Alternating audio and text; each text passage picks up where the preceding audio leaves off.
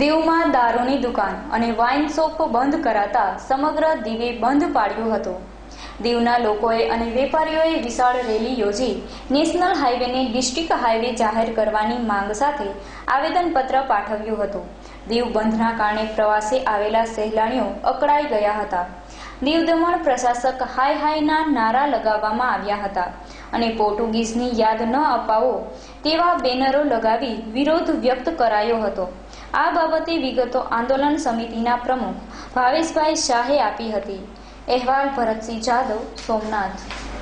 અને અમે અત્યારે કલેક્ટરને આવેદન આપ્યું છે અને 48 કલાકનો સમય અમે કલેક્ટર સાહેબને આપેલો છે, જે અમને એને સંતોષપૂર્વક જવાબ આપેલો છે અને એ આગળ હવે ફોરવર્ડ કરશે એમનું અમે જે આવેદન આપેલું છે તેનું।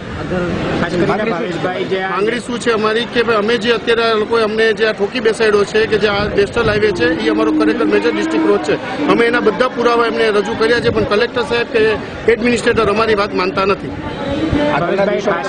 ખાસ કરીને જે આ નેશનલ હાઈવેની વાત છે, નેશનલ હાઈવે ખરેખર છે કે એમાં પ્રશાસકની કોઈ ભૂલ છે? પ્રશાસકની ભૂલ છે, એની અંદરમાં જે શબ્દોનો ઉચ્ચાર છે તેની અંદરમાં ભૂલ છે। અમે વારંવાર આ લોકો પાસે માંગ્યું છે, પણ આ લોકો અમને કોઈ પણ ક્લેરિફિકેશન આપતા નથી।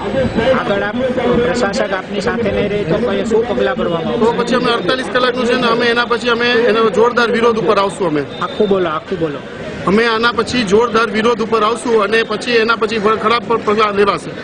આના બાબત ઉપર દીવથી લઈને વણાકબારા, ગોગલા, વાડી વિસ્તાર બધા જ આવેલા છે। બધા જ્ઞાતિઓના સરપંચ, બધા જ્ઞાતિઓના પટેલ બધા જ આવેલા છે, ગ્રામજન પણ બધું આવેલું છે અને એમને ખૂબ ખૂબ અમે અભિનંદન કરીએ છીએ। આમાં ટોટલ 10,000 માણસ આવેલું છે અને આની અંદરમાં દીવથી લઈને વણાકબારા સુધીના બધા જ ગોગલાના બધા જ પટેલો, ગ્રામ સેવકો બધા જ આવેલા છે। મારું નિશિત પટેલ નામ છે, નડિયાદથી આવું છું। નિશિતભાઈ, આપ આવ્યા છો, આપને શું અગવડતા પડી? અગવડતામાં જે સ્ટ્રાઇક મૂકી છે આજે એના કારણે ઓટો બંધ છે, જે કાંઈ જવું હોય તો એની તકલીફ છે। ત્યાં જયા પછી બધી દુકાનો બંધ છે, તો ખાવું પીવું હોય, પાણી પીવું હોય તો એ પણ મળતું નથી। તકલીફો તો ઘણી છે, એટલે આજે હોટલો, રેસ્ટોરન્ટ પણ બંધ છે, એટલે બપોર જમીશું ક્યાં એ પણ તકલીફ છે। દીવમાં આપણે સૌ જાણીએ છીએ નેશનલ હાઈવે ડિક્લેર થયેલો છે 11.5 કિલોમીટરનો। તો આ સુપ્રીમ કોર્ટના આદેશ પ્રમાણે જે નેશનલ હાઈવે ઉપર જે દારૂની દુકાનો આવેલી છે એમને કેન્સલ કરવામાં આવેલી છે અને એમના માટે વેપારીઓ અને દીવની જનતાએ આજે શાંતિપૂર્ણ બંધ અને શાંતિપૂર્ણ રીતે રેલી કાઢી અને આવેદનપત્ર આપવામાં આવ્યું છે। આ ફક્ત લિકર લાયસન્સનો અથવા તો દારૂની દુકાનનો પ્રશ્ન નથી। નેશનલ હાઈવે ડિક્લેર થવાથી જે નેશનલ હાઈવેની બંને બાજુ 40-40 મીટરની જગ્યા જે છે એ પણ એક્વાયર કરવામાં આવે અને ભવિષ્યમાં લોકોના ઘર અને જે બીજી મિલકત છે એના માટે પણ આ પ્રશ્ન ઊભા થઈ શકે એમ છે।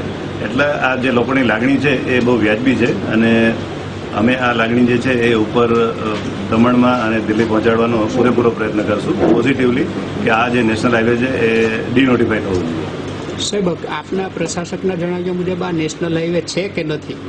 જે રેકોર્ડ છે એ પ્રમાણે આ નેશનલ હાઈવે છે અને એમાં કોઈ જાતની શંકા નથી કે આ નેશનલ હાઈવે ડિક્લેર થયેલો છે 2014માં। ઓકે।